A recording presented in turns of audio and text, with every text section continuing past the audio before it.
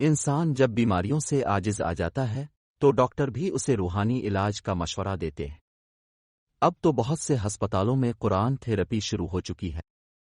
کئی بار لوگوں کو اللہ کے کلام سے شفا پاتے دیکھا اور سنا ہے، جن کا اب عقیدہ ہے کہ جو کام ادویات نہیں کر سکتی وہ اللہ کا کلام سب سے بہتر کرتا ہے، اور یہ سب سے بہترین اور افضل علاج ہے جس میں شفائی کاملہ موجود ہے۔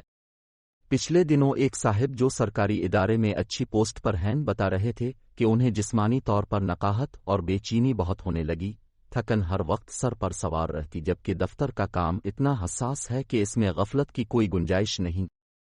انہوں نے اس کا علاج سورہ فاتحہ سے کیا ہے۔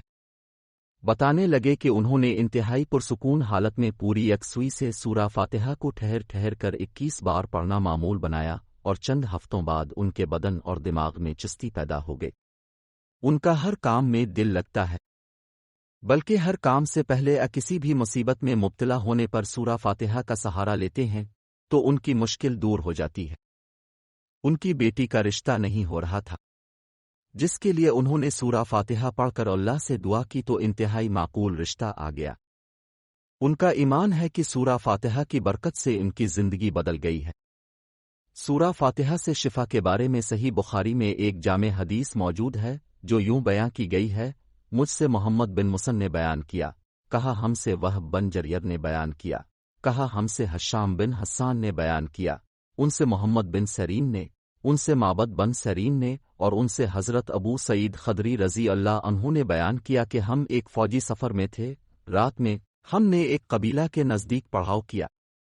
پھر ایک لونڈی آئی اور کہا کہ قبیلہ کے سردار کو بچھو نے کاٹ لیا ہے اور ہمارے قبیلے کے مرد موجود نہیں ہیں، کیا تم میں کوئی بچھو کا جھاڑ پھونک کرنے والا ہے؟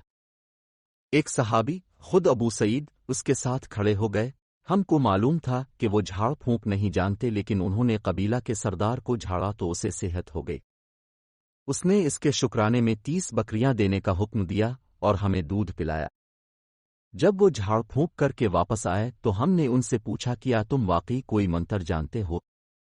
انہوں نے کہا کہ نہیں، میں نے تو صرف سورہ الفاتحہ پڑھ کر اس پر دم کر دیا تھا۔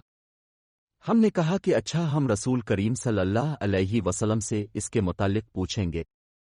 چنانچہ ہم نے مدینہ پہنچ کر آن حضور صلی اللہ علیہ وسلم سے ذکر کیا تو آپ نے فرمایا کہ انہوں نے کیسے جانا کہ سورہ الفاتحہ منتر بھی ہے۔ جاؤ، یہ مال حلال ہے، اسے تقسیم کر لو اور اس میں میرا بھی حصہ رکھنا۔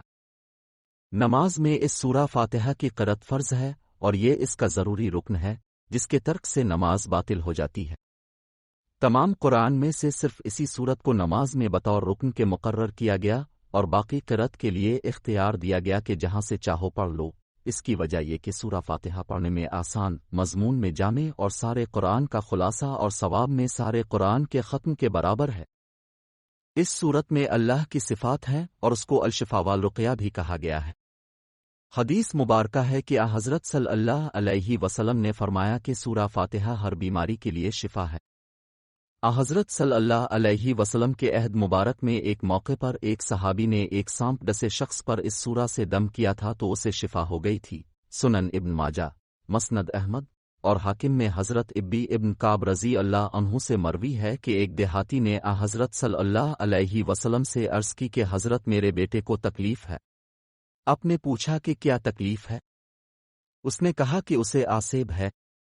آپ نے فرمایا اسے میرے پاس لے آؤ۔ چنانچہ وہ لے آیا تو اپنے اسے اپنے سامنے بٹھایا اور اس پر سورہ فاتحہ اور دیگر آیات سے دم کیا تو وہ لڑکا اٹھ کھڑا ہوا، گویا کہ اسے کوئی بھی تکلیف نہ تھی۔ سورہ فاتحہ کو کثرت سے پڑھنا ثواب بھی ہے اور اللہ کی رضا سے بلا شبہ یہ ہر مسئلہ کا حل بھی ہے۔ روزانہ اول آخر درود پاک کے ساتھ اس کو 11 بار پڑھنے والے روحانی طور پر انتہائی مضبوط ہو جاتے ہیں، بے شمار امراض سے بچ جاتے ہیں۔ آج کے لیے اتنا ہی، اب سے ملاقات ہوگی اگلی ویڈیو میں۔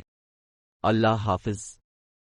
ایسی مزید ویڈیوز دیکھنے کے لیے چینل کو سبسکرائب کریں اور بیل آئیکن کو ضرور دبائیں۔ شکریہ۔